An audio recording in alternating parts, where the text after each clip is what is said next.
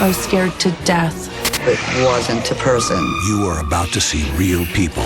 I knew this had to be a ghost. Reliving horrifying paranormal encounters for the first time. When buried secrets rise up to terrify the living. I was terrified. That freaked me out. That's an indication of suicide. I mean, I thought, okay, this is it, I'm gonna die. I buried this for nearly 30 years.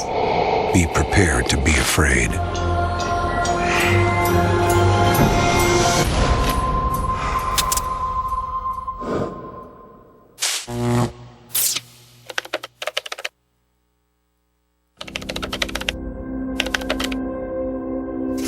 Paranormal Survivor from the Graveyard. Interview with Diana Stevens. Take 1. Marking.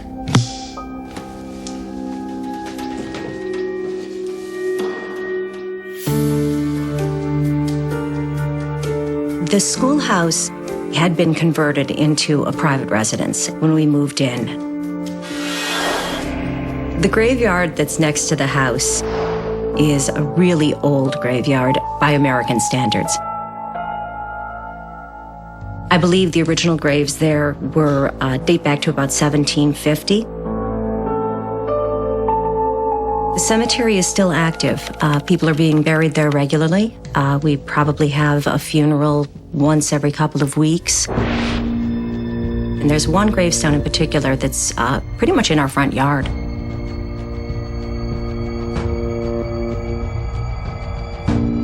When we moved into the house, Michaela was 4. It was within a couple of months of moving in that Michaela started to have problems with what she called people in her room. I remember feeling people watching me when I was sleeping in my bed. She felt that there was a crowd around her sometimes when she went to bed, looking at her.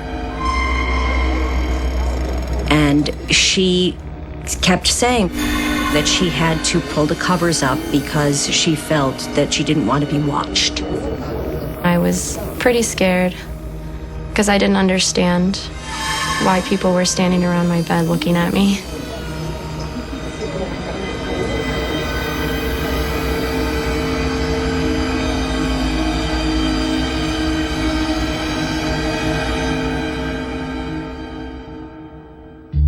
Michaela's terrifying nighttime visitors became a regular occurrence.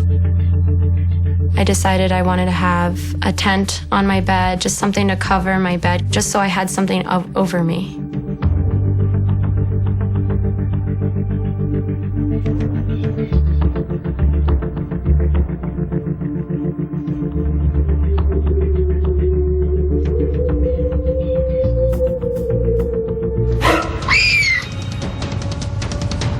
Eventually, she wanted to sleep under a small table in her room. I was beginning to feel that maybe there were things in the house that I wasn't aware of, that she was seeing, and as a child was more open to than perhaps I was. Children are often more attuned to the spiritual world because they're innocent. So they're innocent and they're more accustomed to absorption. They will absorb the energy rather than ignore it. Kids are more attuned to the spiritual world because they literally see everything. We tend to be born with 6 senses. We rely on our 5, but the 6th sense is the one that as adults we tend to lose. Children have that from literally early on, and they can see everything, which makes them very vulnerable.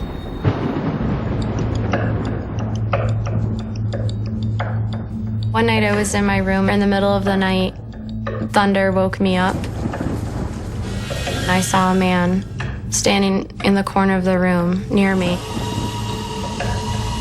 He didn't do anything. He just stared into the other part of my bedroom.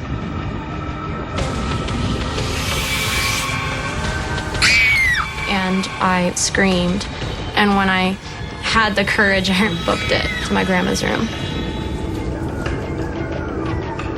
I jumped up and ran down the stairs as fast as I could, and she was already in bed with my mother. It's a monster! And she said there was a man in my room. And I said, "You were dreaming." And she said, "No, I wasn't dreaming. I saw him. I was lying under my table, and I saw him standing by my door, and he was just looking off into the other part of the room." I was terrified. Now my room wasn't my safe space anymore because people were watching me. There was a man in my room. I didn't want to sleep there anymore.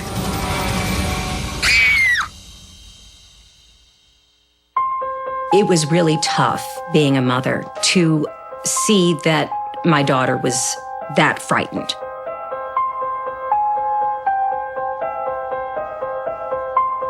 The next morning, Diana asked Michaela to show her what had been scaring her so much during the night. I drew 3 pictures of people that I had seen. I drew one of the man that I saw when I was sleeping under the table. I knew instantly that he was a pastor of some sort, so I drew him in a robe. And then the other one that I drew was the face in the tent. The face pressing through the tent, which was frightening because the face it kind of has its mouth open as though to yell. The third one that I did, it's a crowd of people standing around me. It was terrifying too. The third picture was of the figures who stood around her bed.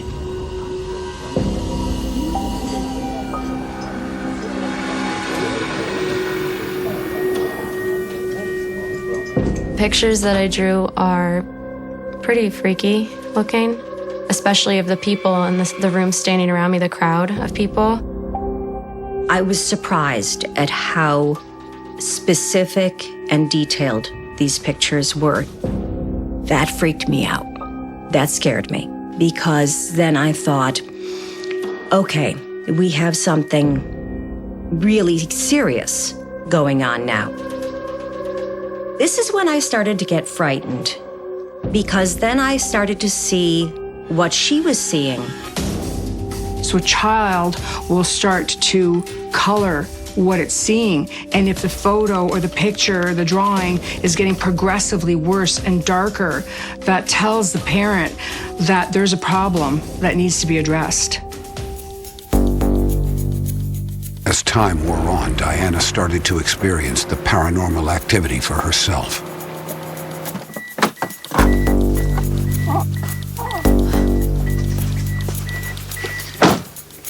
One day I came home from work and I walked in the front door of my house, and my son was home from college on break, so I knew that he might be home. Hi, I'm home. And when I walked in the front door, there was a party going on. There was music, there were people talking, there was like the sound of glasses clinking. It was a party. Hello?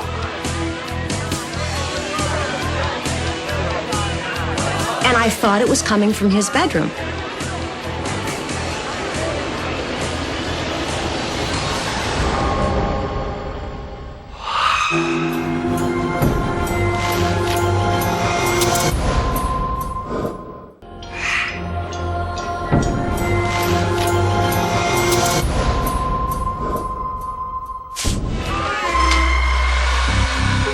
So I opened his bedroom door and there was no one there. The noise shut off and there was no one in the house. I felt as though I had walked into a dream when the noises suddenly just shut off, because I fully expected, totally 100% expected, that there were people in my house, my son and his friends, that were having a good time. And instead, there was no one here. That was the first time I really took a deep breath and said, wow, we have ghosts. It scared me. It really scared me because I had never had an experience like this.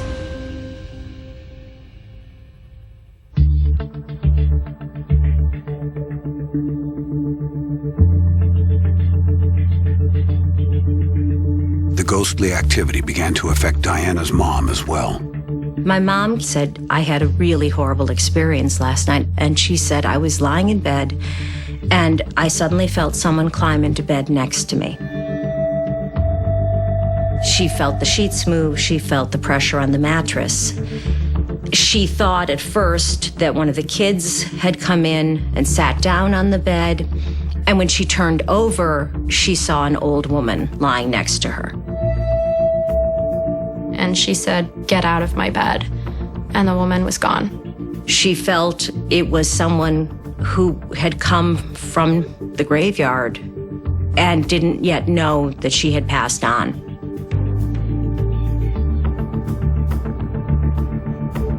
My grandma said that they were probably just passing through and trying to find something to latch onto, and my grandma was not having that. I was concerned about my mother because she doesn't get shaken up very easily, and this frightened her.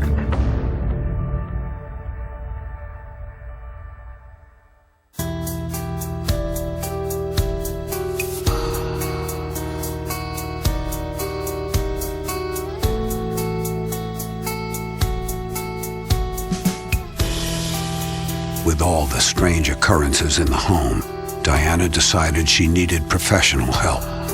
When I reached out to Mark, I wanted to, first of all, have him validate what we had been seeing and experiencing.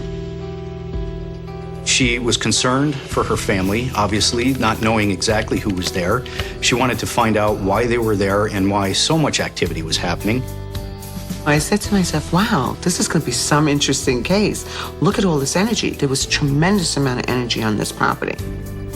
Even though it was a very old cemetery, there was a lot of activity, more than usual.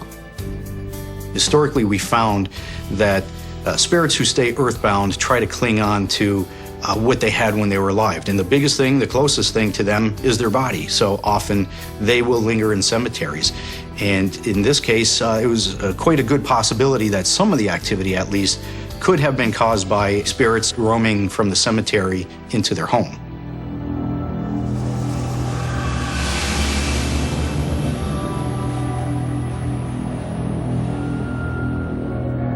If Diana was right, there were souls that were trapped there. We wanted to make sure that they got out of there and transitioned properly to where they need to go. I sent Virginia and another investigator into the daughter's room. They started to notice these EMF spikes randomly happening. EMF stands for electromagnetic field. And when a researcher is investigating a location, they will have EMF detectors. And when the detector spikes, essentially it means that something is manifesting in the area. I walked into the daughter's room, which was on the right-hand side, and as I was standing there, as clear as a bell, this reverend came in. The reverend, I felt, was watching over the grave sites, watching over his community. He felt responsible for all that lived in the area. So when Michaela had seen that man in the robe, she felt frightened, but in fact, what Virginia said to us was that he was simply looking around, making sure everything was okay, and he had no intention of frightening Michaela. The ghostly reverend was only the beginning. One of our investigators had actually seen what he believed was a shadow figure walk down the hallway on the first floor. When he first saw it, he was a little bit startled. He wasn't expecting to see anybody back there.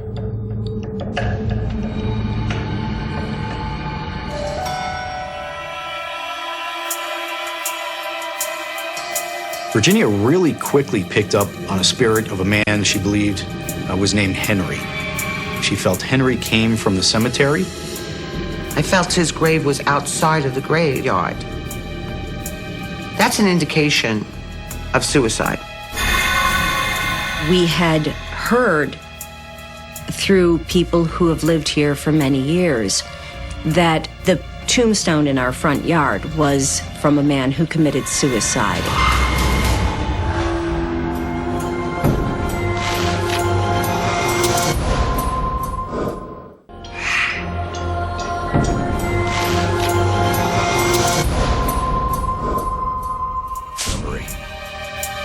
The tombstone in our front yard was from a man who committed suicide. Sometimes they don't bury them with the group. So I said, is he outside somewhere? Is his gravesite outside? And they said, yes, there's one stone. You couldn't see it.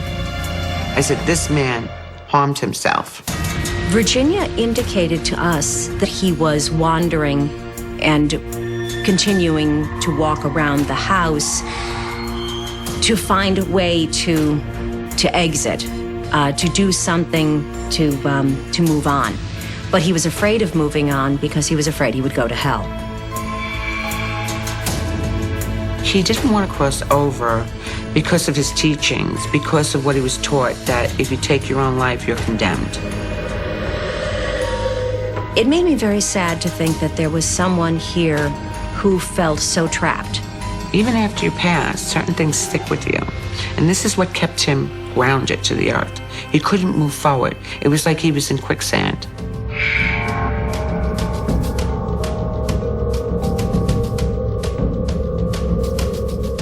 Mark and his team set out to cleanse the spirits from the home. So when we came up with our plan to resolve this haunting, one of the people we wanted to focus on was the man who committed suicide. They determined that we had to cross over this one gentleman who was stuck in limbo because he committed suicide.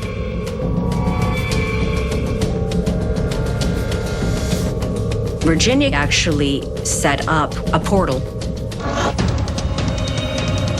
by which anyone who wanted to go and whom she had invited to go to pass over could go through this portal. A portal is exactly what it says. Portal comes from the French word porte, which means door. So what a portal is really a doorway to another dimension or another existence. Bringing that spirit into an energy source or the energy source, opening up a dimension whereby they can go through and be with their loved ones. Virginia had told me that Henry had a lot of regrets about killing himself and was very embarrassed for doing so. And he became stuck in this area and didn't cross over.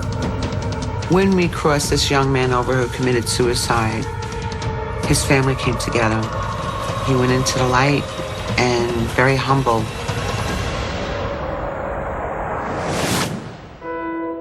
When I was doing the clearing, the Reverend said, no, I stay here with my people and I will watch my town and take over it and oversee it and make sure everybody's fine. He was no threat. We started to do our work and we didn't realize this, but I thought there was just one. We must have cleared over 20 people, not realizing because the energy was so intense from those grave sites. So it's like me walking through a fog. Those people were still lingering around. So Virginia worked on trying to release a lot of those souls that were stuck behind here. I think it's terrifying to know that you have a house full of people. If she could move any along and help them find peace, that was kind of my primary goal. After we did the crossing, the house felt very joyful. I felt like everybody from the grave sites came and it was like a choir in my ear, like singing, and beautiful music was being played. It was just amazing. I was told that the portal would only be open for a couple of days and then it would be closed.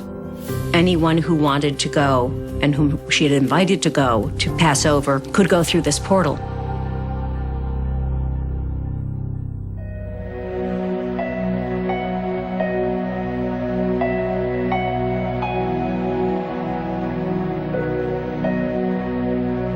The next day, as I was walking down the hall, I saw a plant where she had set up this portal moving violently.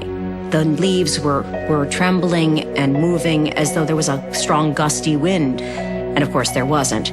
It was like there were people passing through the portal.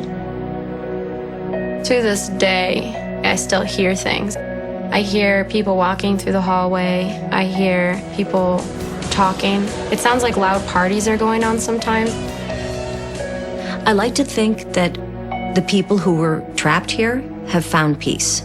I'd like to think that they are no longer in limbo, not knowing whether they can move on to an afterlife, being afraid. So that gives me a lot of joy and happiness knowing that they're not here anymore.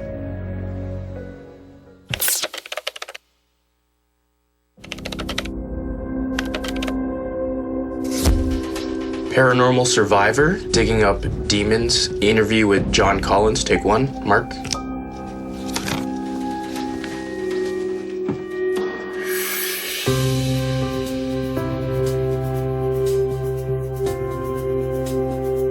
It was a beautiful house, one story, living room, kitchen, 2 bedrooms, a full bath, nice house. And the outside, it was fairly big yard, plenty of room for my daughter and our dogs to run and play. John and his daughter Jenny loved their new home until one fateful day a year later.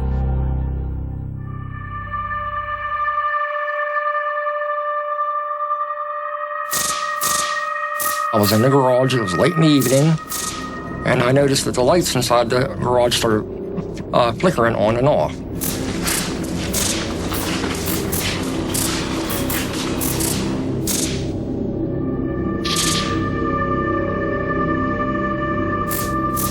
I first thought it was electrical short. We had recently put up a fence to keep the dogs in the yard, and I thought one of the fence posts had went into the ground and hit the wire.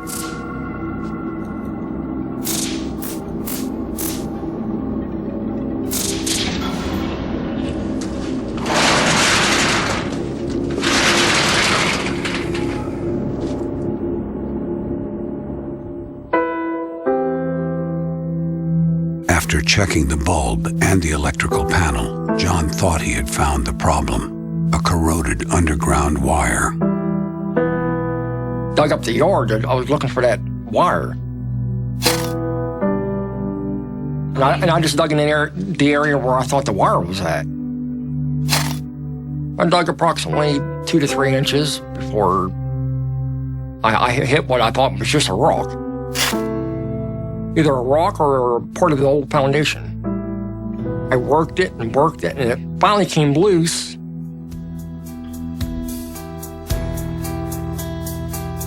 And I looked down at it, and I was like, what the heck is this thing? And I seen the date of 1880 written on it. Oh my God, that's a headstone. I don't know, a small nameplate. It had Lucy written on it backwards. And that made me think, are we on a cemetery? Wayne, the former mayor of Wellsburg, told us that there was a cemetery and back in the 1800s when Wellsburg was called Lasersville. And I think it's creepy and disrespectful because them graves should have been moved to a local cemetery, not left here.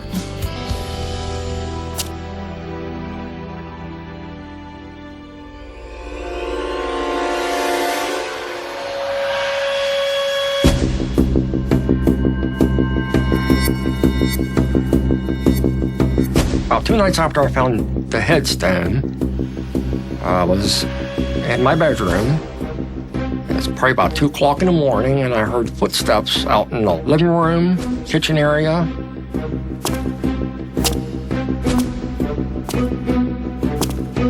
It was like somebody had heavy boots on. Just boom, boom, boom. The bedroom door opened. And I was waiting for somebody to come walking in, like my mother or my daughter. But instead I saw a blue, glowing ball of light. And it came in. It was really scary. Because I didn't know what it was. There was just no explanation. It was bad.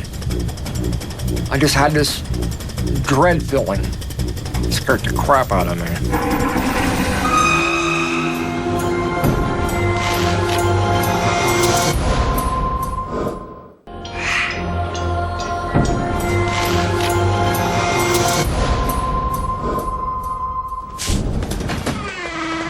I saw a blue, glowing ball of light. And it came in.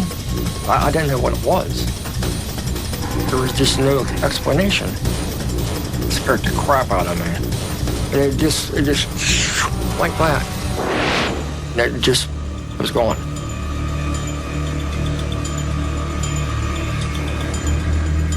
I rubbed my eyes. I was like, okay, am I seeing things? I'm like, just really tired. I tried to come up with an explanation as to what I saw.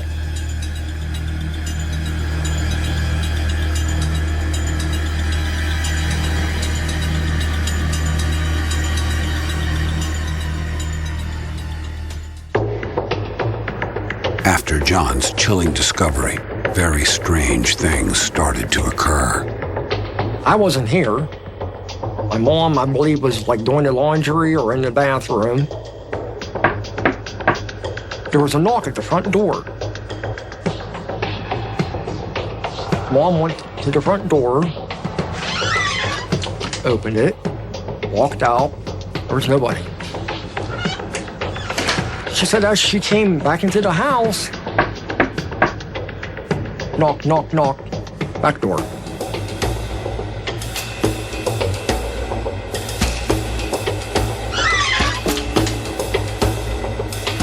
She thought it was me. She was like, well, maybe I had been at the front door and she didn't get there in time, so I went to the back. 3 knocks is supposed to be the marking of the Trinity. Some people might hear what they refer to as the 3 knocks of the Trinity. Basically what it is, it's a mocking of faith, the Trinity being the Father, the Son, and the Holy Spirit. Normally when that happens, it is a manifestation of some kind of malevolent or perhaps demonic entity.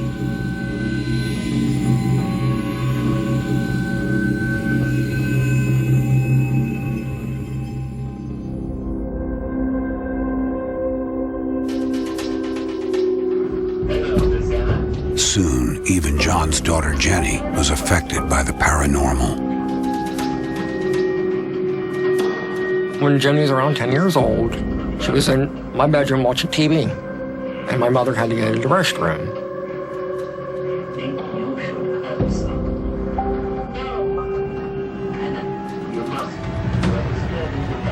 After my mother left, my daughter said that she saw a bald-headed old man wearing an old-fashioned suit walk along the bed, and he stopped at the foot of the bed. He turned and he looked at her, and like he acknowledged she was there.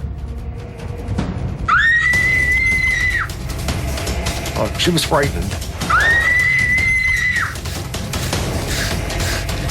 She has asthma, and she had an asthma attack.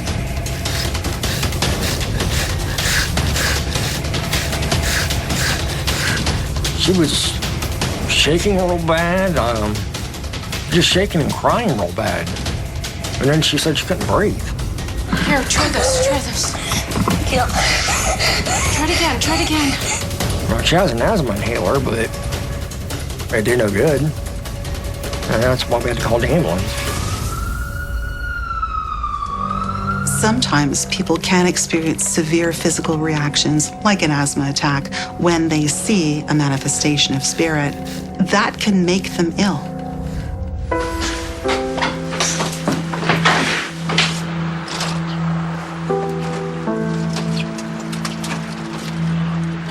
So I had to contact her mother, and I mean, it broke my heart that, I had to do that. But, that's what I did.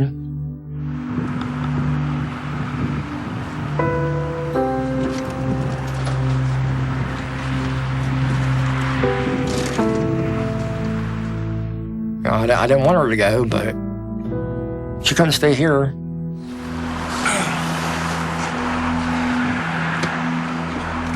I was afraid what's here could possibly hurt her.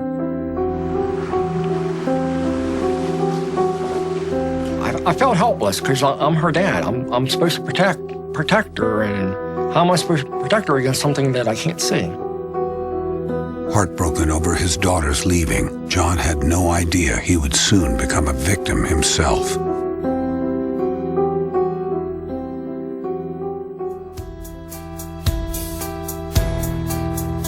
I was laying there in my bed, and then I saw something right in front of me. Over towards the wall, I saw something black.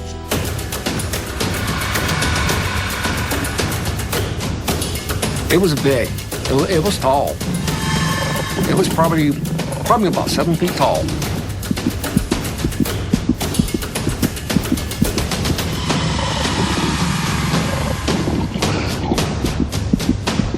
I closed my eyes and I covered my head up. And the next thing I know, I felt somebody sit on the foot of my bed. As soon as I felt it set down, I was just like, God, please help me. And then I felt something ice cold, hands. They grabbed my ankles. And it pulled me. I mean, I thought, okay, this is it, I'm gonna die.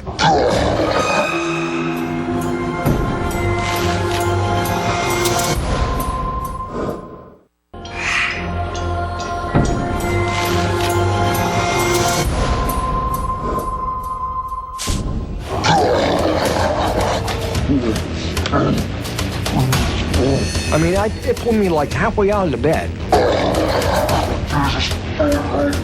I started hollering, in the name of Jesus and, God help me, stuff like that.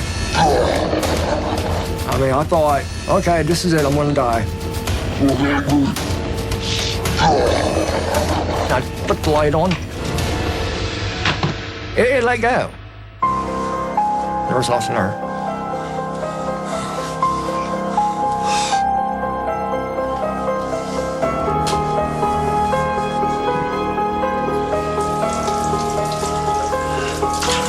A shaken and terrified John would soon find out the spirit had left its mark.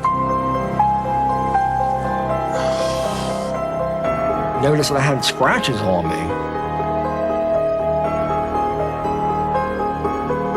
I'm like, how did I get this on me?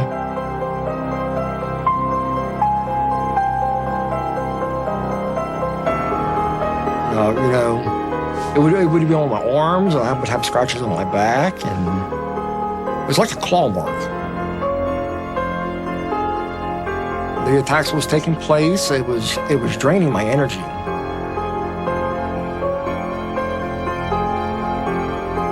It was making me sick, didn't want to eat, it was making me depressed, made me isolate.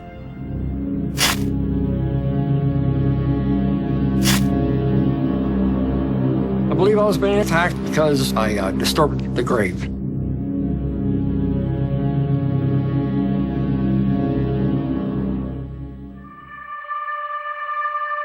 You're dealing with desecrated land. Anytime you move a cemetery, you're going to have a lot of activity bottled up on that land.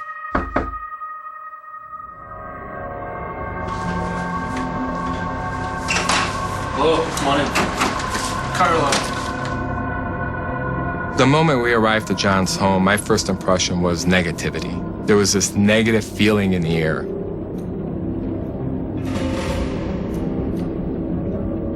And when John first told me about his experiences, that's all signs of a hostile spirit or possibly a demonic spirit. With a demonic, I'll also bring somebody of cloth, say a pastor or a priest with me. You know, I knew going into this case that we were going to be in the spiritual warfare.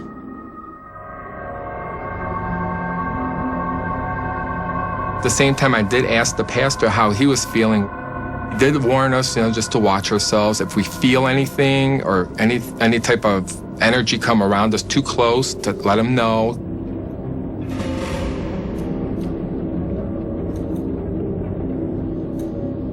The atmosphere did change a lot more when we were in the basement. When we got the tour of the basement, that's where the feelings really got strong.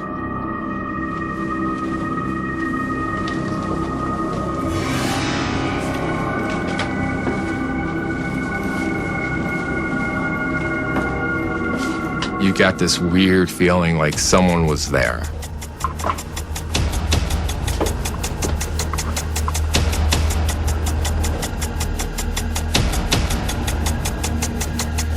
We started off doing an EVP session, what we normally do on investigation. EVP stands for electronic voice phenomena. And John had mentioned that he found like a little plate or something like that said Lucy on it. And then all of a sudden, we started talking about Lucy. And as soon as we started mentioning that, we had some devices on the floor, they lit up. All of a sudden, I heard this scuffle, like someone was shuffling their feet. I looked to my right, and I see this dark mass. I mean, it was darker than dark. It's like right beside me, within 4 or 5 feet, it's right there. I didn't know if it was gonna come towards me. Human-like figure with no facial features, no details, just a human-like figure. And then it shoots over towards the pastor. You hear this loud bang.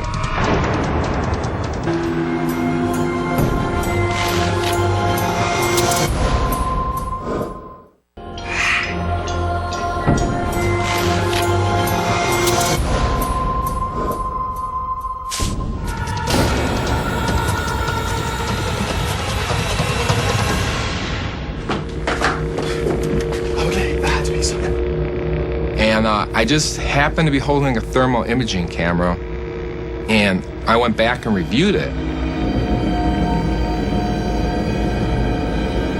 As I'm playing it back, I caught like one of the most amazing pieces of evidence.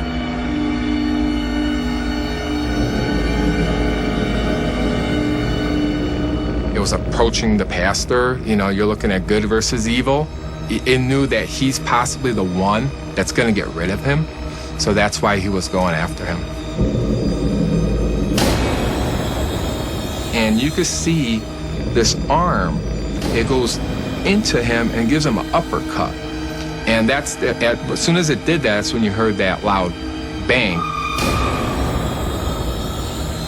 It's almost like it was trying to fight him and it couldn't defeat him and it dissipated.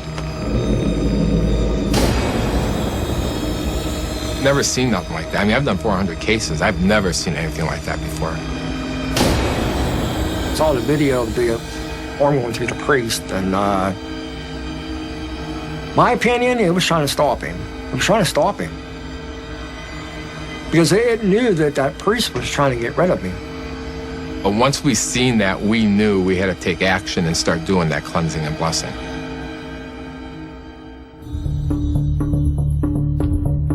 All holy saints of God, intercede for us. all holy saints of God.